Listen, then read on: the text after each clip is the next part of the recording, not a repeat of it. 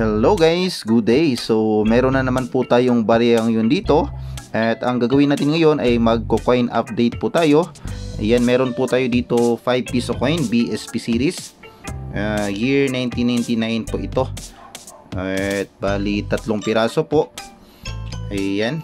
So ang gagawin natin ngayon ay i-update po natin kung magkano na ba ang kasalukuyang percentage at magkano ba ang kasalukuyang price appraisal ng bariyang ito.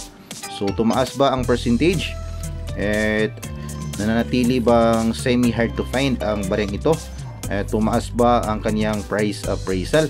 Yan po ang malalaman natin sa video na ito. So latest update po ang alamin natin. So yan po, at i-review na rin po natin syempre ang counting features, ang reverse at ang overs po ng bariyang ito.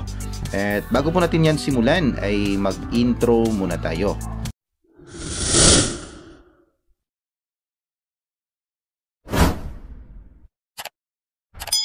Ayan, hello po sa inyong lahat. Good day, magandang araw, mayong adlaw sa inyong tanan at welcome back po sa aking channel.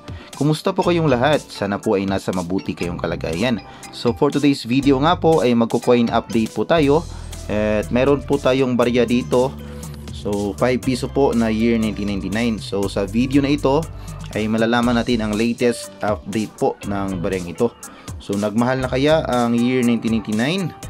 At nanatili ba na semi hard to find? At magkano na kaya ang percentage ng baryang ito basing po sa record ng numista? Yan po ang ating alamin. Pero bago yan ay syempre maraming salamat nga po pala sa aking mga subscribers. Maraming salamat sa inyong patuloy na panonood at sa pagsubaybay dito po sa aking munting channel. Maraming salamat din po sa ating mga OFW at mga senior citizens, sa ating mga kapwa coin hunters at mga coin vloggers. Maraming salamat po sa inyong lahat.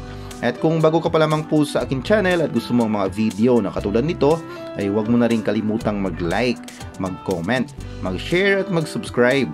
At pakipindot na rin ang notification bell para updated ka sa mga susunod kong videos. So meron nga tayong barya dito guys, year 1999 po na 5 piso coin. At ito po ay under sa BSP series. So ito po ang i-review natin ngayon at unahin po natin ang kanyang overs at ang kanyang reverse. So dito po sa kanyang overs ay naka-highlight po ang portrait ni Emilio Aguinaldo. Ayan, facing right. Ang 5 piso na denomination. Ang Republika ng Pilipinas na nakasulat po ng paikot. Ang mint mark po sa ilalim ng shoulder ni Emilio Aguinaldo. At dito po sa ilalim makikita natin ang year of mintage. Ayan, year 1999.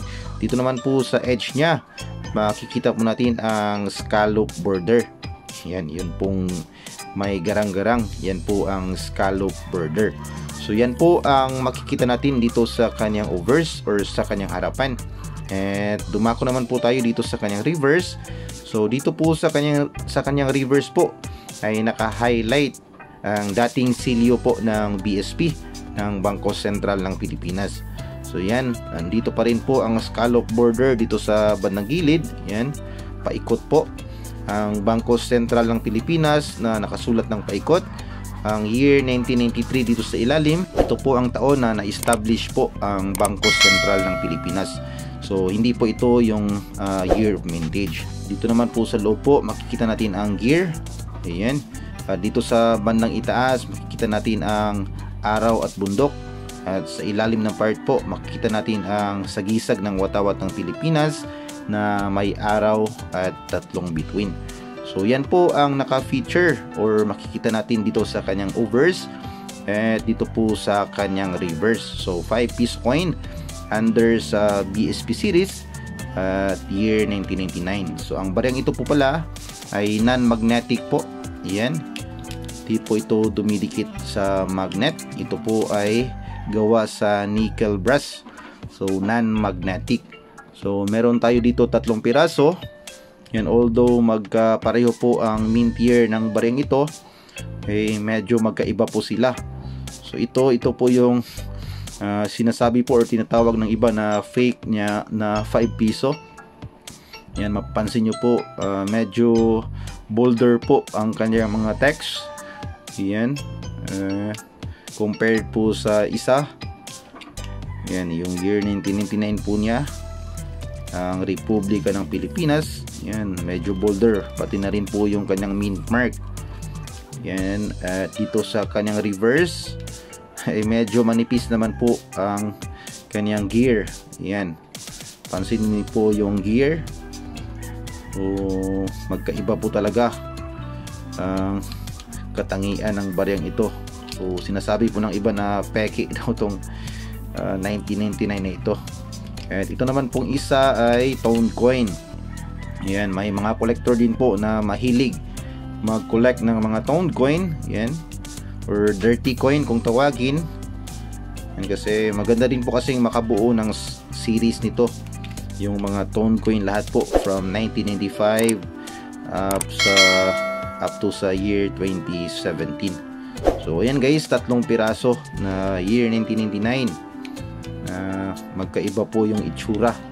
So punta na po tayo sa Numista at i-update natin ang kasalukuyang percentage at price appraisal po ng baryang ito.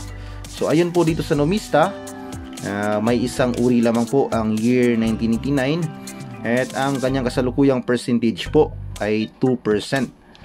So nanatiling semi hard to find po kung i-conclude natin itong year 1999 kasi mababa pa rin po ang kanyang percentage. At dito po ay may dalawang price appraisal po siya na makikita natin dito po sa kanyang very fine at sa extra fine na condition.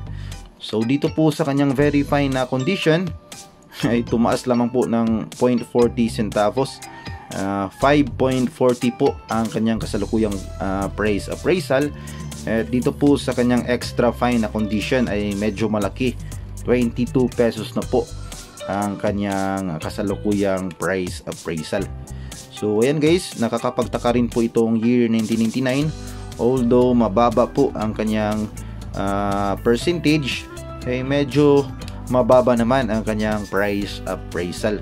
So ganyan po talaga at hindi naman po final ang record ng Numista. Ang pagbibenta po ng barya or pagbili ng barya ay depende pa rin po sa usapan ng buyer at ng seller. So yan lamang at update natin dito sa year 1999. So as of the moment, ito pa rin po ay semi hard to find. At medyo mahirap or medyo maila pa rin po ito sa circulation. So kayo guys, meron na ba kayong maraming year 1999? Itago nyo lang po muna yan. At baka po sa mga pagdating ng panahon ay mas tataas po ang collector's value ng baryang ito. So ayan lamang guys ang ating update dito po sa year 1999 na 5 piso BSP series. At sana po ay nakapagbigay na naman ako ng kaunting kaalaman, kaunting update sa inyo regarding po dito sa ating hobby na coin collecting. At kung bago ka pa lamang po sa aking channel at gusto mong mga video na katulad nito na pinag-uusapan ang ating mga barya, ay huwag mo na rin kalimutang mag-like, mag-comment, mag-share at mag-subscribe. At pakipindot na rin ang notification bell para updated ka sa mga susunod kong videos. And that's it for this video guys, and we'll see you again next time. God bless.